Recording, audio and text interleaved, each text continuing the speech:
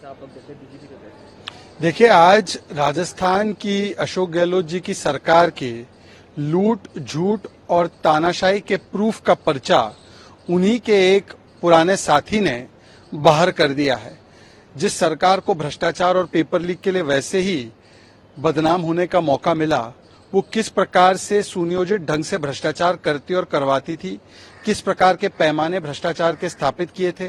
Red diary of corruption हो, चाहे वो भ्रष्टाचार खनन में हो, चाहे वो भ्रष्टाचार पेपर लीक में हो, चाहे वो अन्य विभागों में भ्रष्टाचार हो, जिसके बारे में केवल लोकेश जी ही नहीं बल्कि उस समय पर उनके मंत्रियों ने और विधायकों ने भी बात रखी थी।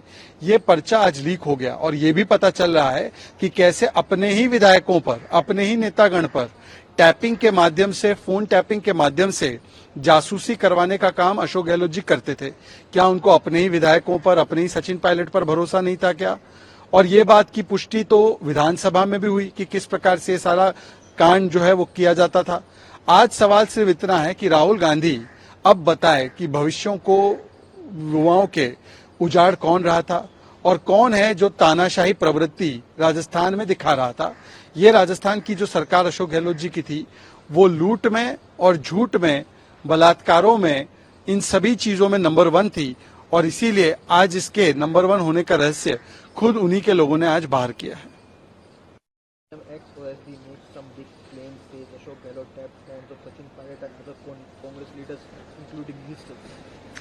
Today, the loot, jhoot and tanashahi ka proof of the former government of Ashok Gehlot ji in Rajasthan has been leaked, just like papers used to leak in the Rajasthan government of Gehlot ji, by his own aide, by his own sathi. And he has told us what we always knew, that Rajasthan government of Gehlot ji was the most corrupt. Mining घोटाला, COVID में घोटाला, घोटाला in red diary, घोटाला that was done in paper leak. And this was confirmed not just by Mr. Lokesh ji, but also by the other leaders of Congress party, other Vidhayak and other ministers of Congress party who used to speak about the corruption that Gehlot Sarkar is doing. Today, one more fact has come out as to how Mr. Gehlot was tapping and was snooping on his own MLAs and senior leaders. Did he not have faith on Sachin Pilot? Now Rahul Gandhi must tell us, when he goes across the country talking about dictatorship and all these other issues, his own government was setting the records of dictatorial behavior. Now he must answer his own leaders. के बाद ऐसी खबर आ रही है सूत्रों के हवाले से, प्रियंका गांधी और राहुल गांधी रायबरेली और अमेठी से नॉमिनेशन भर सकते हैं। किस तरह से आप लोग देख रहे हैं, बीजेपी का क्या स्टैंड है? देखिए, मुझे लगता है कि सबसे पहले माताजी ने रायबरेली की सीट छोड़ी, भैया जी अमेठी से जाने से घबरा रहे हैं, तो जीजा जी वहां पर पहुंच गए। अब जीजा जी वहां पर जब पहुंच गए और वहां पर बात ये होने लगी कि जीजा में तो वो क्षमता है लड़ने की चुनाव, पर भैया लड़ने से घबरा रहे हैं, तो अब सूत्रों के माध्यम से ये बताया जा रहा है कि भैया भी जाएंगे, बहन भी जाएंगी। ये सारी चीजें कांग्रेस को अधिकृत रूप से स्पष्ट करनी चाहिए कि सबसे पहले तो क्या वायनाड और केरला की जनता को बैकअप की तरह इस्तेमाल किया जा रहा है कि जब तक वहां पर चुनाव खत्म नहीं होते तब तक इसकी घोषणा नहीं हो रही है कि राहुल गांधी एक सीट से लड़ेंगे या उनको दूसरी सीट पे भी जाना पड़ेगा।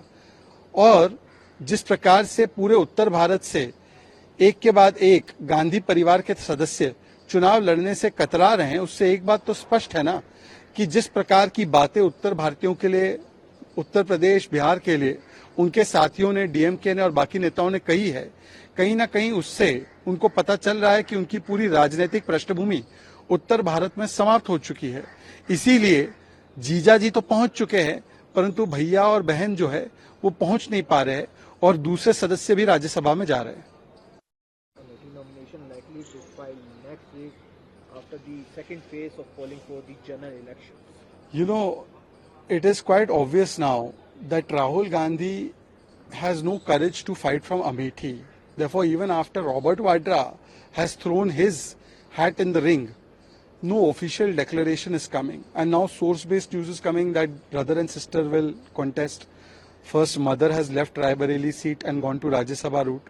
Brother is not declaring whether he will fight a second seat. Why are they waiting for the elections in Wayanad? Is Wayanad and Kerala a backup seat? They should inform the people of Kerala what they plan to do. Rahul Gandhi should have the courtesy and the courage to tell the people of Wayanad that are they a backup. But the reason why Rahul Gandhi is not going to Amethi so far is because they themselves know that in entire North India, the political field and political ground of Congress party is completely eliminated after the statements made by DMK leaders, Congress leaders and other leaders about North India. Their MP has said that North should separate from South and South should be declared independent. Some leaders have also said that how North Indians are Pani Puri sellers, toilet cleaners. Mr. Rahul Gandhi has mocked the voters of Amethi. So they know that they have no space left and therefore the source-based news comes. But Congress should clarify whether they are cheating the people of Wayanad.